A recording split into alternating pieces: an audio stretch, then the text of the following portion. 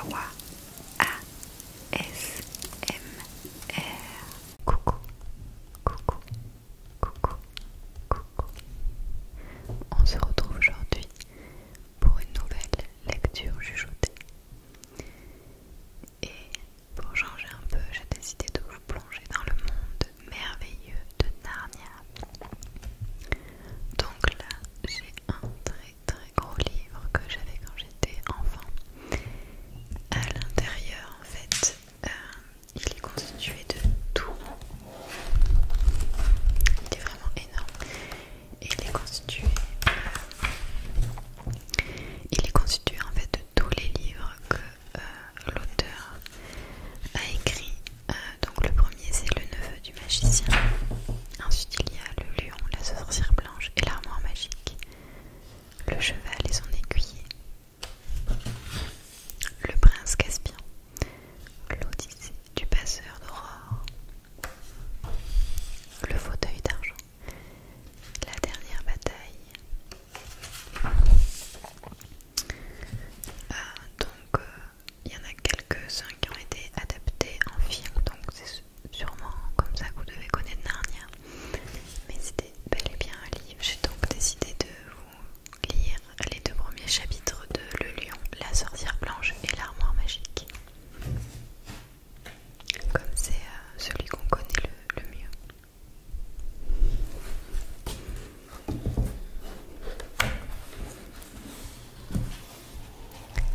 Le Lion, la Sorcière Blanche et l'Armoire Magique. Chapitre 1. Lucie regarde dans une armoire. Il était une fois 4 enfants qui s'appelaient Peter, Suzanne, Edmund et Lucie. Cette histoire raconte une aventure qui leur arriva lorsqu'ils furent éloignés de Londres pendant la guerre à cause des raids aériens.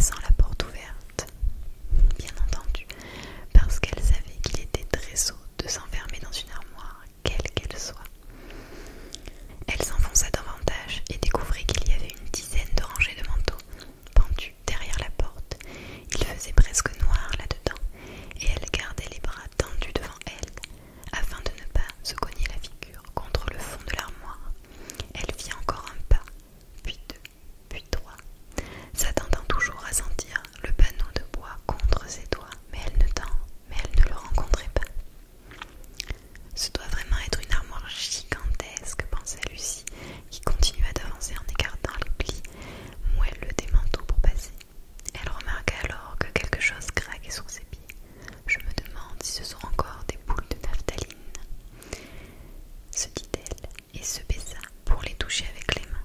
Mais au lieu de sentir le bois dur et lisse du plancher de l'armoire, elle sentit quelque chose de mou, de poudreux et d'extrêmement froid. C'est très bizarre, observa-t-elle, et elle fit encore un pas ou deux en avant.